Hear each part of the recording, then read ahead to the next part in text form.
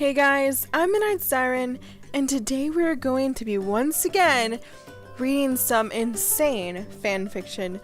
Now, if you guys remember, it's been a while, of course, since I've made one of these videos, but the last insane fanfiction installation was about a SpongeBob fanfiction called No One Going Back by Richisan.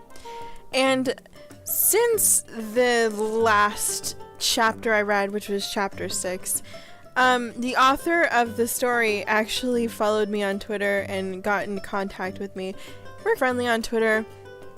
I have some interactions sometimes. He's pretty cool. And he enjoys my narrations of his story. He ensures me that the story is gonna be getting really good eventually, so I better catch up so that when he updates I can read it right away. Right now we're on chapter 7. We have like 5 more chapters after this to go. And as this series was, I'll be doing it occasionally, reading a chapter here and there just for fun. It's a low effort, just video just for fun.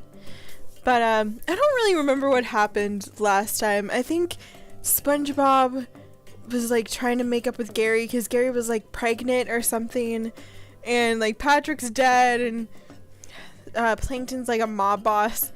I think Mr. Krabs is on drugs. This story is the epitome of insane. Let's just be honest. But it's amazing for what it is, It's the best insane SpongeBob fanfiction. But without me rambling any further, this is chapter 7, No One Left.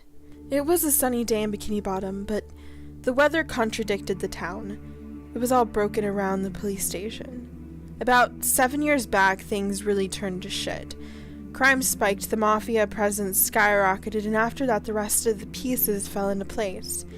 The mafia all but controlled the town, but that didn't mean justice was never served. Although the police station was corrupt, there were still duties that must be attended to. One of those was Patrick's murder. It was one of the last cases they thoroughly pursued. And they had expended all their resources in doing so. It was Bikini Bottom's last case in its era of normalcy. It was ironic, even. The case was never closed, and the killer was never found. It was morning now, and a box lay on the ground in front of the station. On its side was the word evidence, printed in bold red letters. It was unbeknownst to any bystander as to what was inside. It was for the police to decipher. A desk jockey had found the box, heading out for their smoke break. They opened the box, and inside was gruesome. There was a clarinet, a gun, a knife, and the decayed bones of what seemed to have belonged to a starfish once. A shout erupted from the desk worker. The scent of the contents had been repugnant. A crowd gathered from inside the station, responding to her cries. Oh, and evidence it was. The taxi rolled up to SpongeBob's parents' house. They were both still alive, even after the 10 years, albeit they had never visited SpongeBob. They had stayed in their own lane, letting their son fall to the ruins. SpongeBob shuffled up the door, his black, run-down shoes making a low squeak with every step. He reluctantly raised his hand to the door, going to knock. Every thought in his mind had begged him to just turn around and get back into the car, but his hand fell on the door, and behind it was his mother. He felt her warm embrace once again. The tears soaked his collar. His father stood in the archway in the distance.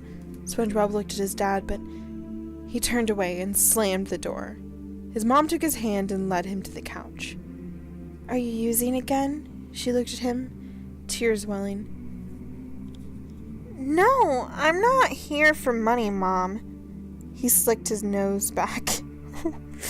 Like brushing his hair from his eyes. What? I've changed. She looked at the bookshelf and no longer made eye contact with him. The room was dark. They hadn't much money for electricity. Honey, we both know that's not true. It is. I've been trying to reconnect with Gary. His mom looked at him. You ruined that poor snail's life. She loved SpongeBob too much to hurt him, but it just broke her heart seeing that poor snail and what her bastard son had turned her into. I've been talking to I'm sorry, I forgot the voice. I've been talking to Gary for 3 months now. He forgives me for my past sins. He looked at his mother's stagnant shell looming over them. His mother hadn't believed in television, only in Neptune, the Lord and Savior. Oh my god! SpongeBob's mother left the room momentarily, leaving him to his thoughts. It had been so long. The house still smelled like liver spots and mothballs, but it was still home to him, the house he had grown up in. His mother quickly returned with a box. She set it down on the floor before him and smiled. I found a bunch of your old toys, she chuckled. SpongeBob stared at her, mouth agape, jaw on the floor. His mother pulled out a baby toy, and his heart calmed. Do you remember this one? She asked. He examined it. A stapler. It warmed SpongeBob's heart. He had remembered his school days running around stapling children's fins to their chairs. The memories had faded away, but they had come back to him now. He smiled for perhaps the first time in a while. Wow, that is really cruel, SpongeBob. What the fuck is wrong with you, dude? The next toy was a rattle. He'd beat many kids with his rattle, and it had survived many battles of will and battles of wit around the daycare. He had triumphed. Oh yeah, SpongeBob's a real badass. Although they were probably more successful than him now as adults. But he had won first, before all of them. And it was real to SpongeBob. That was what mattered. Tears started to flow from him. She touched his face. Your eyes, she squinted. They're dead. Blunt, I like it. Where's the shine gone, SpongeBob? Where did my little Bobby go? Her tears cascaded down her face, quickly absorbed by her porous skin. He's right here, Ma. He stood up and walked towards the bookshelf. The bookshelf was also shaped like a shell to commemorate Neptune. SpongeBob was always a bit rebellious and worshipped Skyly. But that is another story. Do you remember our trip to the lake? He grabbed a picture book. Oh, I'm sorry. That was SpongeBob, not his mom. Do you remember our trip to the lake? He grabbed a picture book. I always loved going because you and Dad wouldn't fight. Please, I don't want to talk about the lake. She covered her face, sobbing on the couch as he stood, flipping through pages. Where's the love, Mother? She burst another cry. Dad toddled in, wielding a gun. Oh, I skipped a fucking line. I'm sorry.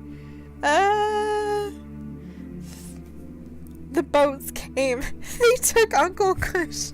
Oh my god, really? We watched them drag away Grandma. You had the choice to save her or me, remember? Well, was it worth it? Was it worth it for your drug-addicted loser of a son? SpongeBob stared at his mother and dropped the book cold on the ground. Where's the love, Mother? She burst another cry. Dad toddled in, wielding a gun. We don't have anything, he pointed at SpongeBob. His mom stood in front of the barrel. Please, please don't shoot him. She hugged her husband, but he didn't lower the gun. I came here to tell you... Oh, I'm sorry, that is SpongeBob. I came here to tell you that I've changed, but you just don't love me anymore, do you? He was covered in tears. He took a step towards the door. We don't want to see you here ever again. He coddled his mother. She didn't look at SpongeBob once. SpongeBob stared at his dad beside the front door. I wish you lived longer to your children. And he stormed out, never to see his parents again. The taxi ride home gutted him. He was rejected by his parents too. He really had no one left.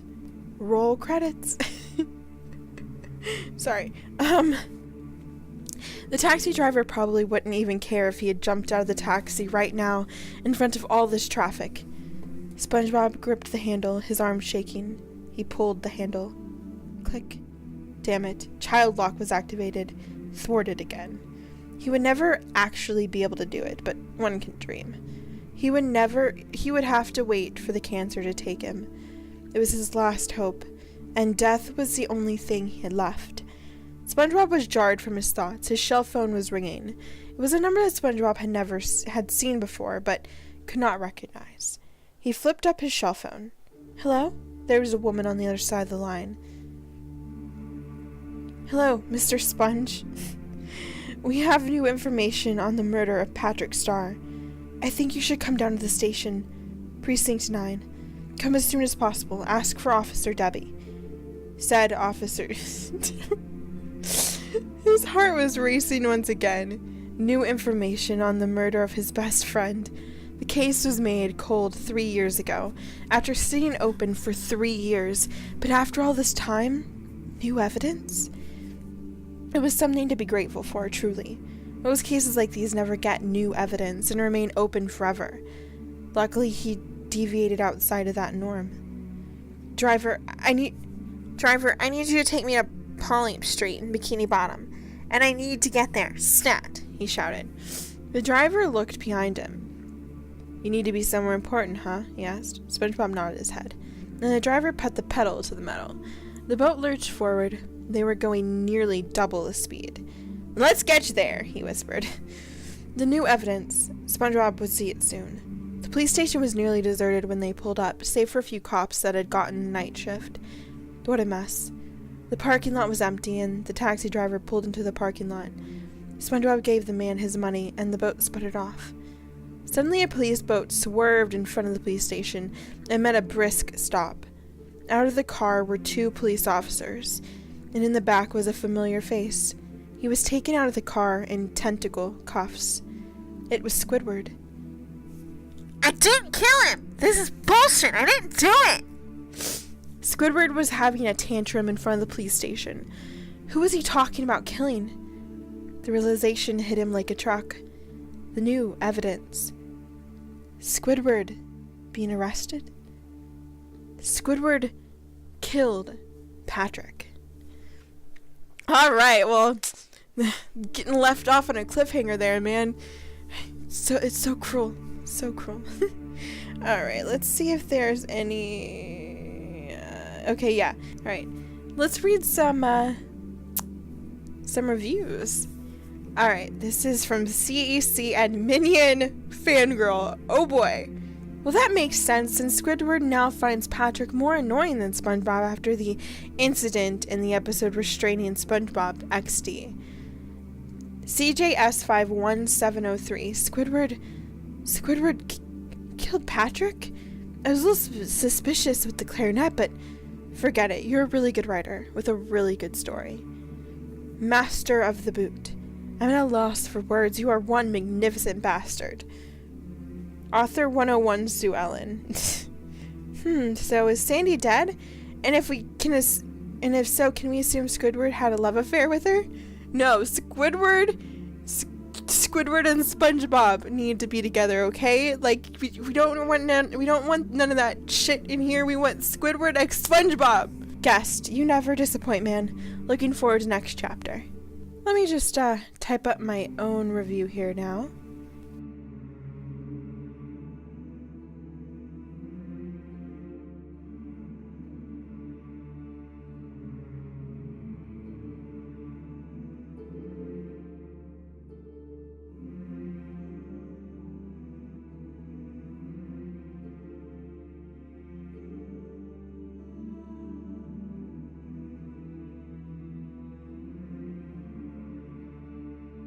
Yeah, I'm sure he would like to thank me. Anyway, guys, that was chapter 7 of No Going Back by Richisan. We'll return to this pretty soon. Don't want to overflood the SpongeBob insane fanfiction market, but I definitely want to finish the story, and I can't wait till we get the whole thing, because this story is just the absolute best thing ever. Richisan is a mad genius, let's just say that. But anyway, guys, for now, I'm a Night Siren, and I'll see you guys next time.